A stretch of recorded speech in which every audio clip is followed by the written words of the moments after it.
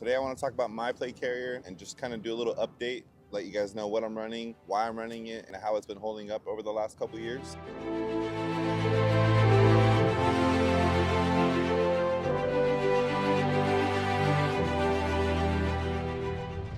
I think we all know when it comes to kit, it's a case of trial and error.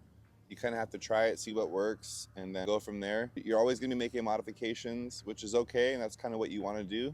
Another thing is you don't want to just watch this video or other videos when it comes to plate carriers or kit and just make it the same exact way. It's good to watch these videos to get ideas and options. That way you can kind of make a kit setup for you and kind of have a purpose behind it. So today I'm going to be talking about my AC1. This is going to be from T.Rex Arms. I've had this for a couple years now, and this is a really solid plate carrier and it's been holding up well. I like it a lot due to the fact that it's streamlined, but it's also set up to where you can configure it in multiple ways, as far as if you want to make it a little bit more load bearing, if you want to go a little more low vis, you can do that as well. If you kind of want to just do a little placard standard kind of setup the way I have here. So first I want to talk about the reasons you might want to consider a plate carrier if you're living in an urban environment, or obviously if SHTF happens, something where you're going to be possibly engaging with other people. It's definitely an item to consider.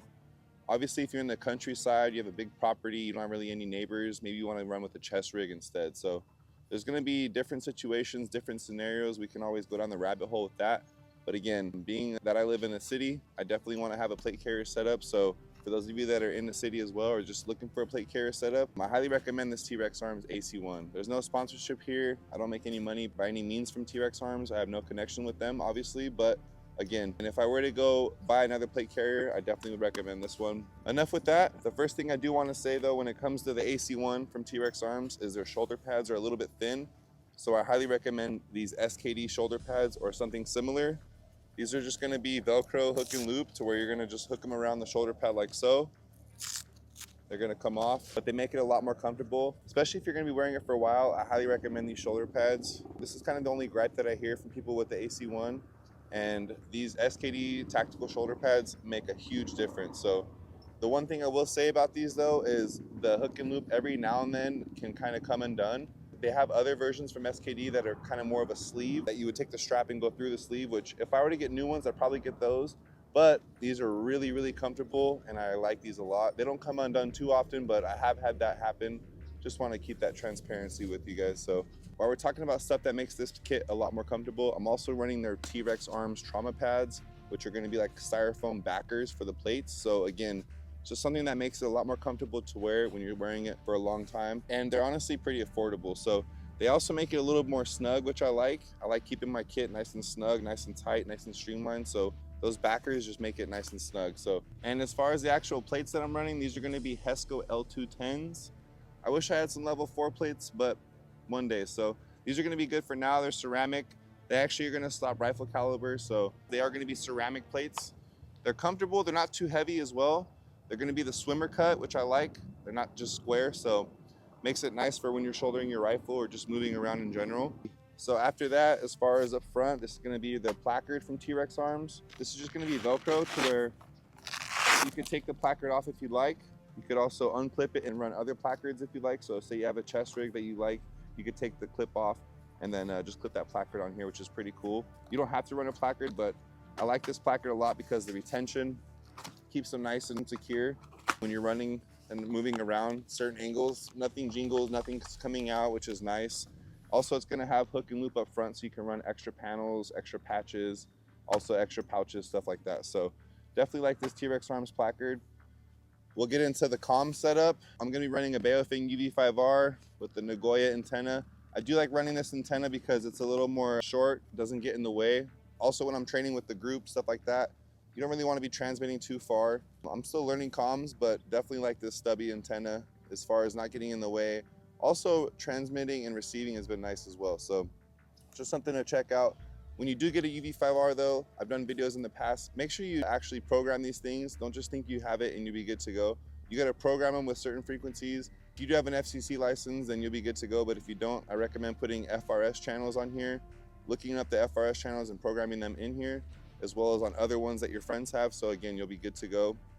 That's a whole other story, but again, Baofeng UV5R, not the most expensive setup, but this thing's very versatile.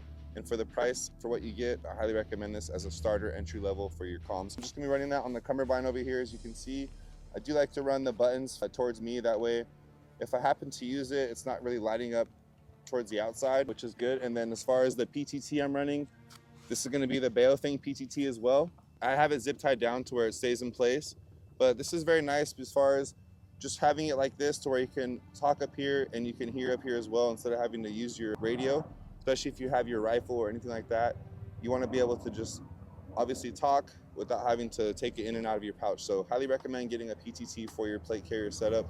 I do like the B-Tech one better, but this one is solid as well. The B-Tech one has a little port so you can run your auxiliary cord to your comm setup as far as your actual ear pro. But if you're not planning on running comm setup to your ear pro, this is still a nice option for PTT. After that, as far as in this cummerbund as well, I used to run all kinds of mags and all kinds of stuff in these cummerbunds, but you'll notice when you run this thing, this can get uncomfortable on your side. So I just run one radio up front, and then back here I have a balaclava for identification concealment. Also, if it gets sandy or windy in the desert, or if it gets cold, stuff like that. Multiple purposes for a balaclava, and I highly recommend you keeping one on your kit. After that, on the back, I like to keep this thing pretty streamlined because when I do run this, every now and then I'll run it with a backpack. And if you run panels on here, that can kind of get in the way sometimes. So if you're ever rucking or running this plate carrier with backpacks, I highly recommend leaving this thing streamlined back here and just clear so it doesn't get in the way of anything. Also, one more thing on the push to talk, if you notice, I'm a righty, so I run it on my left-hand side. So when I'm shouldering my rifle, it doesn't get in the way. Just a little pro tip there. If you're lefty, you want to run this on your right side, obviously, but if you're right-handed, you might want to put that push to talk on your left side. Other than that, up front, I'm also going to have a couple patches. Shout out to Stacker Actual. He hooked me up with this Old Glory Defender patch. If you know, you know. Also, obviously running the American flag up front. So also one more thing on the back, in case you're doing any nighttime stuff with your friends, this is going to be a IR patch. So obviously they can see you if they're running from the back. If you're doing any type of night vision stuff or anything like that, which is also going to bring me to my Chem Light. I'm also running up front in case you're doing any type of nighttime activity, or if you have to mark off an area and you want to just, let your people know. I put a green Chem Light in the front of that. It's secure, or a blue, whatever. You want to have signaling, something like that. So certain things like that with your Chem Lights, multiple purposes, but I highly recommend having Chem Lights on your kit. I'm also going to be running a stream light, little flashlight. This thing is not too bright, but it comes in handy, not too bulky on your kit, not getting in the way. This is going to be the micro stream from Streamlight. But yeah, I like it because I can just hook it on my placard and it doesn't get in the way, but it's also, bright enough to admin stuff, anything like that. So underneath, I'm also going to be running a little dangler for my tourniquet. I highly recommend having a tourniquet on your kit, whether it's on your battle belt, your chest rig. I have them on all of them, but also my plate carrier as well. If you notice, I have it right in the middle so I can get it with my left hand or my right hand, depending on the situation.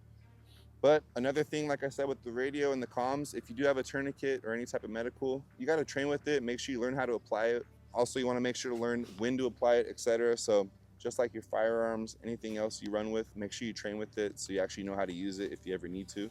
Other than that, I'm also going to be running some gloves. These are going to be Magpul. I like these because you can use them on your cell phone still. They're pretty thin as well. They also keep your hands warm, or if you have to do anything like in the desert or woods, anything like that where you might be, cutting your hands up a little bit. They do help a lot. Obviously, avoiding cuts on your hands over time will help a lot. So, or if you just have to go hands-on with anything, it's nice to run gloves in case the situation calls for it. If you need to run these, it's nice to have these up front. It's just going to be on a little carabiner clip that I'm hooked onto the AC1 strap. And I'm also running some electrical tape. Electrical tape comes in handy for multiple purposes, as far as fixing your kit if you need to, fixing your gear, or if you need to mark targets, stuff like that. Say you also have a cut on your fingers, you don't have an IFAK or anything like that, or you don't want to get out your IFAK, you can just kind of wrap your cut up if it's a small one on your finger, stuff like that. Multiple purposes for electrical tape, so highly recommend having some. It's cheap, it's also convenient though, like I said. So after that, I'm gonna be running, obviously, Sharpie, super tactical. You gotta have a Sharpie on all of your kit. Same thing if you're marking targets, or if you wanna mark your tee time for your tourniquet, taking down information, anything like that. It's just nice to have. Again, I used to have Write in the Rain notebook, all kinds of extra batteries, all that stuff in these cummerbunds, but like I said earlier, it gets uncomfortable, so I'm pretty much just running it streamlined now, except for a utility tool as well. I highly recommend having some type of multi-tool on your kit. This is gonna be the Mossy Oak multi-tool. It has a saw, has pliers, has a knife, all that good stuff. So again, you're gonna use this stuff probably more than your firearm, obviously. So it's nice to have these in case you need to fix anything, cut anything, tighten anything, etc. It doesn't have to be a Leatherman. This is a Mossy Oak, something that you know is reliable. They're gonna come in handy a lot. So Definitely recommend a multi-tool for your kit. But yeah, that's pretty much it as far as my plate carrier update and kind of how I'm running it these days and how it's been holding up. If you guys have any suggestions or questions, make sure to shoot me a comment down below. Hope you guys enjoyed the video today, and thank you for watching.